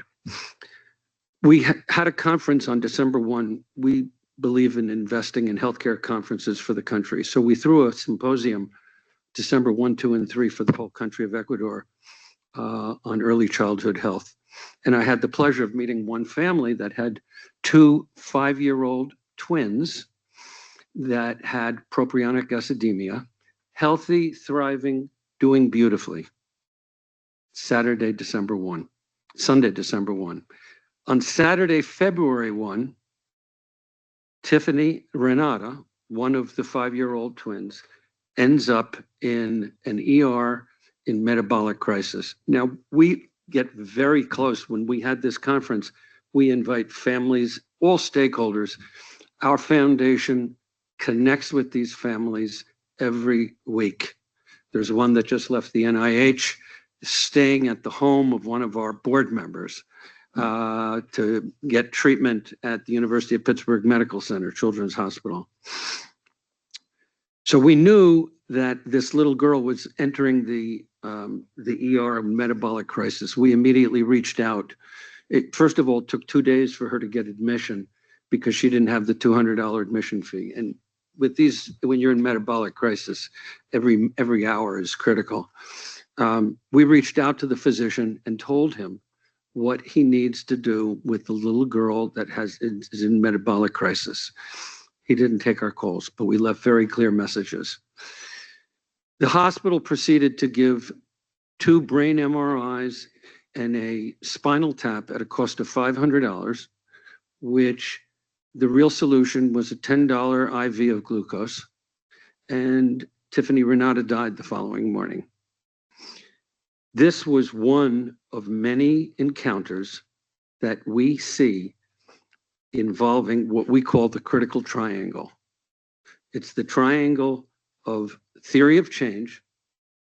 We can bring advances in science, medicine, and technology to a country. And how does that get implemented? Culture, which is not a backdrop, it is a battlefield, and implementation science. So, the area of culture is one where our foundation, we're an outsider. My wife is Ecuadorian, so we have strong emotional connections to the country. Every initiative by any foundation or government, it depends. We will be working with the Ministry of Health of Chile, and Chile is very advanced in South America, perhaps the most advanced in this area. They are going to undertake certain initiatives. We will collaborate with them, but it's very different when an insider takes on an initiative versus an outsider. Outsiders are not necessarily welcome, and this becomes a very big issue. So as I said, culture is more than a backdrop. The goal is to make culture a strategic ally. And there's a whole series of initiatives that we're undertaking. If I had an hour, I could tell you about them, that are absolutely fascinating to build trust so that we as an outside NGO can be welcomed to bring what we can bring to the country. So we're regularly reminded that science opens the door, but culture decides whether you're allowed in. It's very important. And then, even if culture allows you to get in, the next question is implementation science. One of our initiatives is we funded a $2.4 million initiative with Harvard to gene sequence all newborns in Ecuador. So the good news is we're going to do it. The problem then is, if this is an 18-month initiative, what do you do between now and the time you have a targeted sequencing panel to ensure that the government, that the practitioners, the pediatricians, the pediatric neurologists, the geneticists, the metabolic nutritionists, that they know how to work with this and to translate these advances in science to something that can actually be implemented. And we have an 18-month action plan on what we're doing right now to build that know-how step by step. So we're going down both public health initiatives as well as clinical health initiatives building know-how capacity. We have training programs, sending one pediatrician a month for international fellowship at Harvard, at Boston Children's. That pediatrician goes back, educates 10 more. Another pediatrician comes up. I mean, we've got a very robust, comprehensive offering. Look, I'm over. I'm sorry. I'm happy to stay afterwards. Thank you, Jeffrey. I think you've really touched on the partnership and how imperative it is, and also touched on the issue of culture and how what works in one place might not necessarily work in another. And I think that is a really good move into discussing with Caroline. Caroline, if you can give us some input into Espere's approach to repurposing medicines and how you use public-private, the partnerships that you've developed in making sure that those treatments become accessible. Thank you, Kelly. I was late today because I had to care for an emergency for my daughter affected by rare diseases. So we as a community, we know how to deal with the unexpected. And we also know how to dare to do things differently. And I want to say that I'm convinced that these superpowers will help us transform rare disease healthcare together going forward. And so I'm very humbled, and I thank for the great gift of being here together at this point and looking at a bright future for rare disease patients. Over the past decade, in our little corner, Espera has developed and refined a responsible way to accelerate rare disease innovation and therapeutic development. We have combined biotech know-how with philanthropic and public funding to rescue deprioritized therapies for rare pediatric conditions. We work hand in hand with the patient community, and we bridge academic research with commercial drug development. And we also use the financial returns we generate from maturing these therapeutic opportunities and reinvest those returns into new rare disease innovation and into building patient-led capacity for access to care. And the good news is that by experimenting such impact-driven model over these 10 years, we have already unlocked breakthroughs such as new therapeutic opportunities for underserved diseases, and also opened an unprecedented regulatory path for treating prenatally genetic diseases. However, what I want to say is that looking ahead, in my opinion, we need as a community to be more ambitious and more collaborative in driving a value-sharing approach across all healthcare stakeholders. I really believe that even more in the rare disease space, we need to be collaborative and sharing risk and sharing value for the benefits of patients. And we also need to co-create new healthcare impact-driven funding mechanisms that will complement traditional pharma investments so that we can ambition to advance therapies that can reach rare disease patients sustainably, but also globally. Thank you. Thank you very, very much. Very, very interesting. Francois, if I can move over to you, I think everyone who's ever Googled funding in the rare disease space has stumbled across the HEFA telethon at some point. Can you tell us a little bit about how you've managed to galvanize citizen engagement and use that for innovative funding and to really change that landscape? Yeah, well, at IFM Telethon, it's like, let's say, regular NGO. So we are association run by parents or patients. Well, myself, I'm a parent of a boy who is affected by Duchenne muscular dystrophy. Like many of you in the room, I volunteer in my association. What makes us maybe different from other associations is that we have one goal, it's to find a cure. So of course, care is important. We do not neglect that.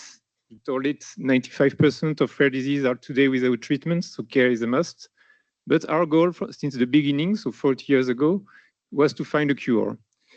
Thanks to our yearly fundraising events, so the Téléthon, French Téléthon, we have invested almost 2 billion euros in research over the 40 years. And these have made a change. We have quite important success. One of them was the publication of the first human genome maps that was in the mid-90s, which we offered to the UNESCO as a humanity good, maybe the most precious because it's ourselves. And at that time, it prevented others to patent our genome. And today is not a question, it's an evidence. But we were here to make it for the community. We also were pioneers in gene therapy. As soon as we got the first genome maps, our goal was to find a cure, so we switched our lab from genome sequencing to cure finding, and especially in gene therapy, because that was the only way to cure genetic disease. Again, that was 25 years ago, 30 years ago. Well, not many people believed that we would be successful in that. But already in 2000, we had the first success with the bubble babies. So bubble babies it's an immune disease, severe immune disease. And well, those babies are today have a normal life, thanks to those discoveries and success. Today, well, we had more, of course, research and successes. Today, we have 40 trials, clinical trials, which are either in preparation or in progress, addressing 33 different rare diseases. So really the whole scope.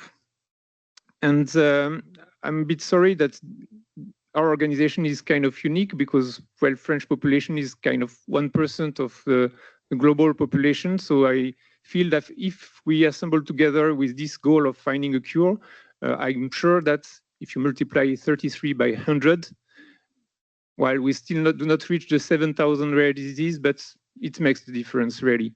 So we have made a proof that this is possible. I'm sure together we can succeed. To echo the ministry words, together we stand, and divided we cannot afford that. So there is no option. We need to go further. And discoveries in rare disease, I'm really aware that it's very difficult. It's difficult because it's rare. So this means that industry is reluctant to engage in the field. It costs a lot of money, it's uncertain, and in the end, there is no commercial perspective. And our goal is to find a cure. The goal for the industry is to make money with disease. It's not to find a cure. Cure is a mean, but it's not a goal. For researcher, it's also not very attractive. If you want to have a big research career, you don't go to rare disease. That's my recommendation. Goal for a researcher is to publish, to have a career. It's not to find a cure. Our goal is to find a cure, and we pave the way for that. And we demonstrated that with very determined people, very committed parents, and we are committed not because we are courageous, but because this is for us, it's a necessity. We have no option again, so we just move forward. So as I say, it's very difficult, it's very expensive. So this is why at IFM Téléthon, we advocate for the creation of an international structure that would assemble public and private initiatives that would finance late drug development phases for drug candidates with no commercial perspective. So the idea is not to make money with drug development, but really to go to the drug, because there are a lot of academic people. They are able to bring already discoveries, and gene therapy is already something that exists. So we already have paved the way. We need to reproduce, to replicate those successes, and to extend it to the larger population. And there is much to do because there are 7,000 rare diseases again. But I'm sure we can succeed if we assemble together. Thank you.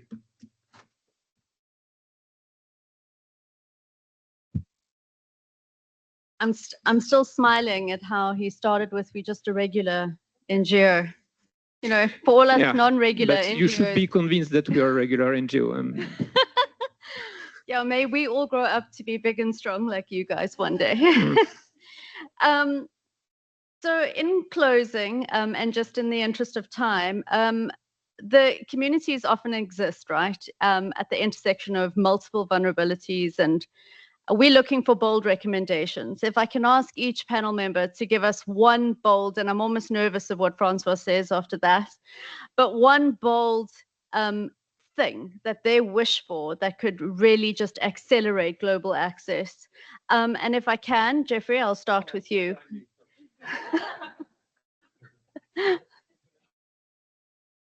That's the time I used before. It counts against you.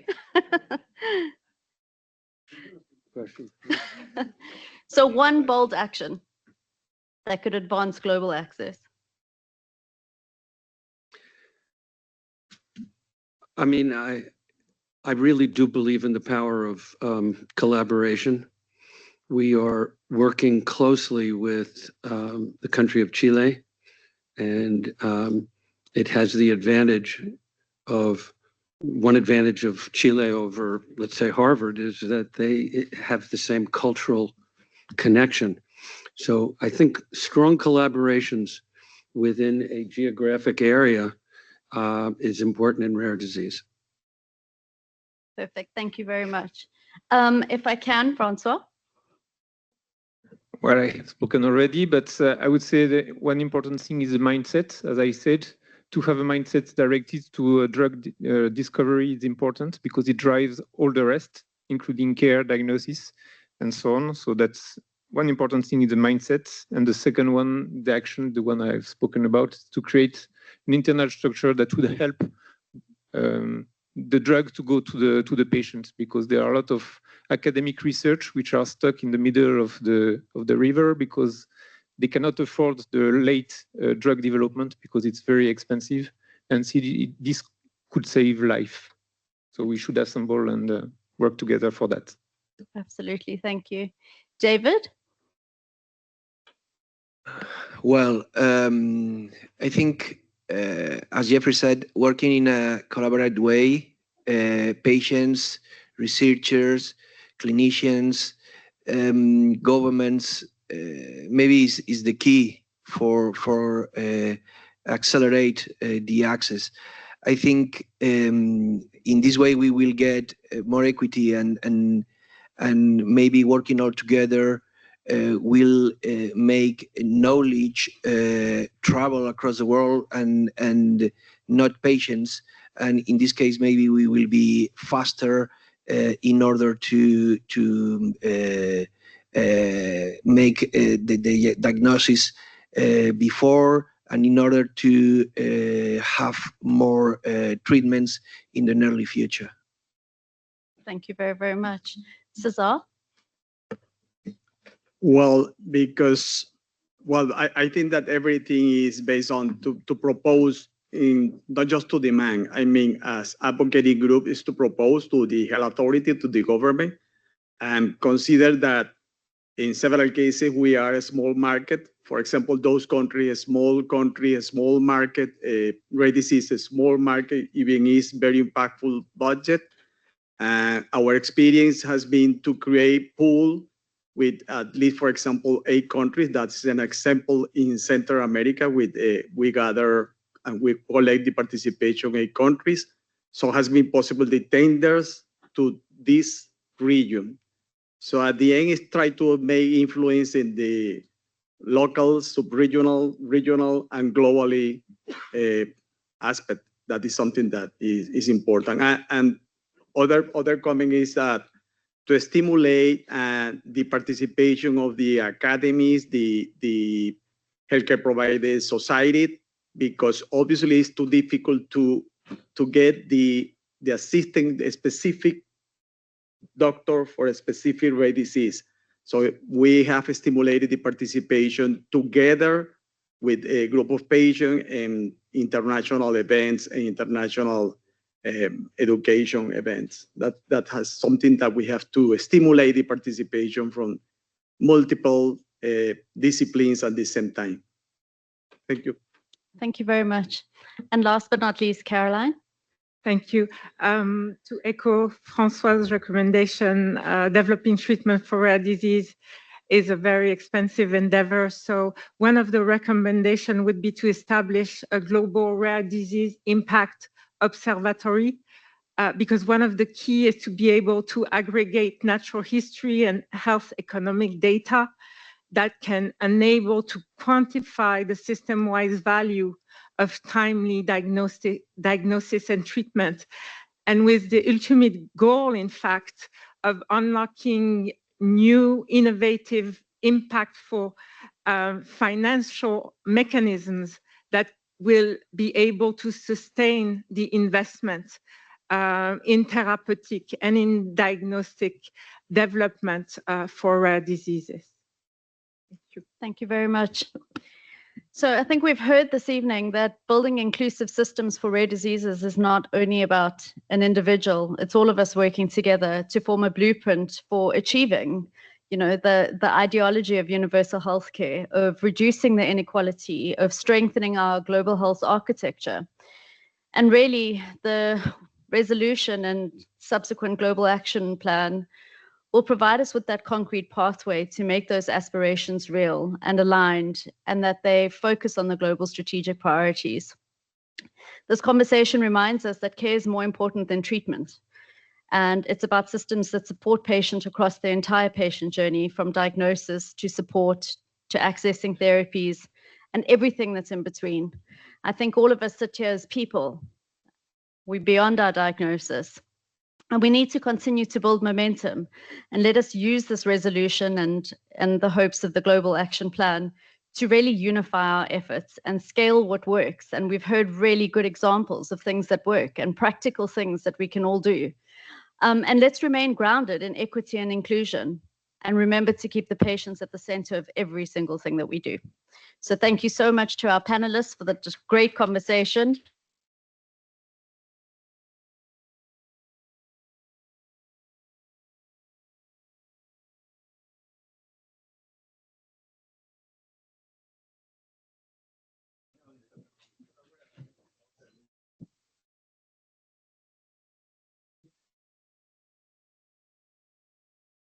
Okay, thank you so much to Kelly and to Nadia for moderating those two panels.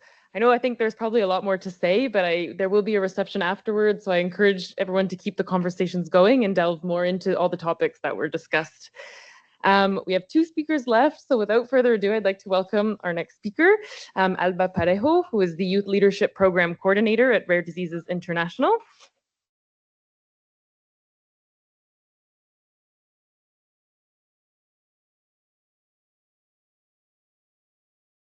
Hello, everyone.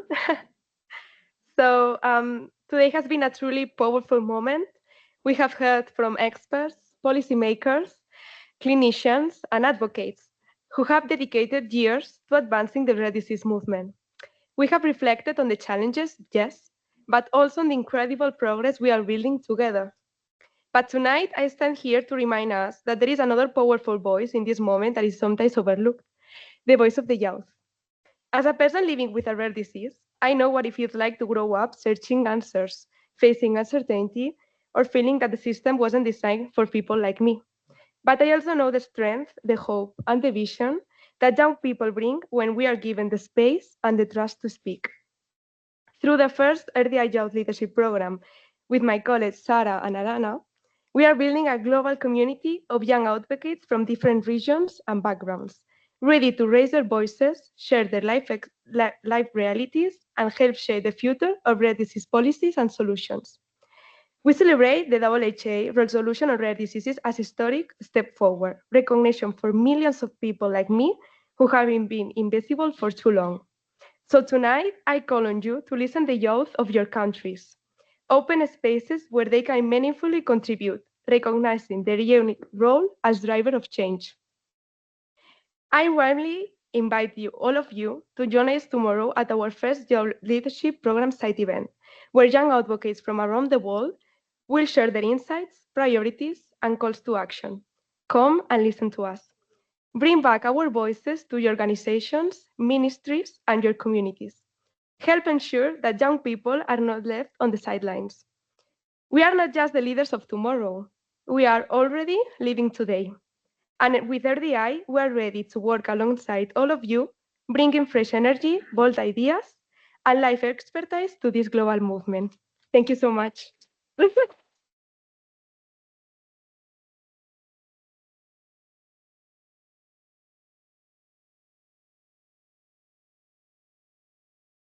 Thank you so much, Alba, for those reflections and really inspiring remarks.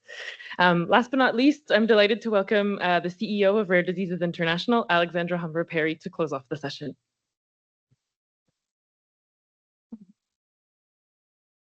Wow, what a hard task to wrap up such overwhelming events. Overwhelming because we demonstrate that the community of rare disease really stand up, and it's not new. 20 years ago, I'm sure that many of you here was already on the ground and moving the barriers for our community. But overwhelming also to see all of you here. I want to remember that 1 year ago, we were in a smaller room.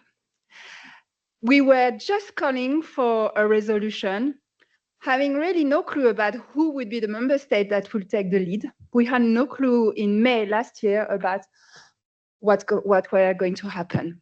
But every one of you trusts us, our members, our council, our partners, and every other global health actor.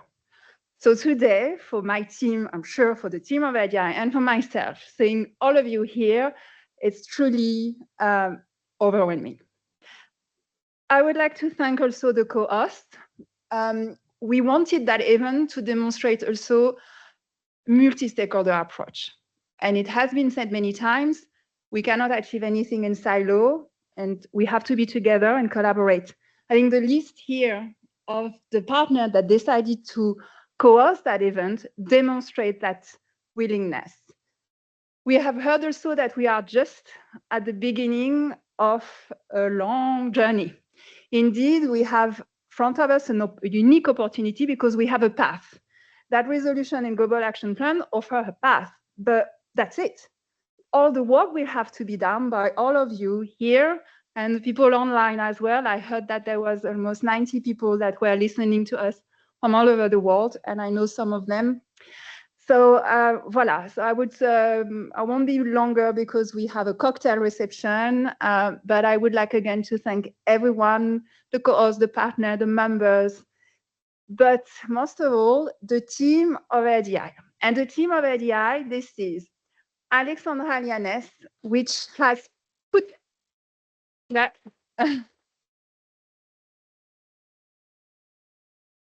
who is the engineer behind the all week of WHA for all our members to be here and etc. This is Sandy Laham, partnership manager. This is Sarah Brambilla, global program manager. Yeah.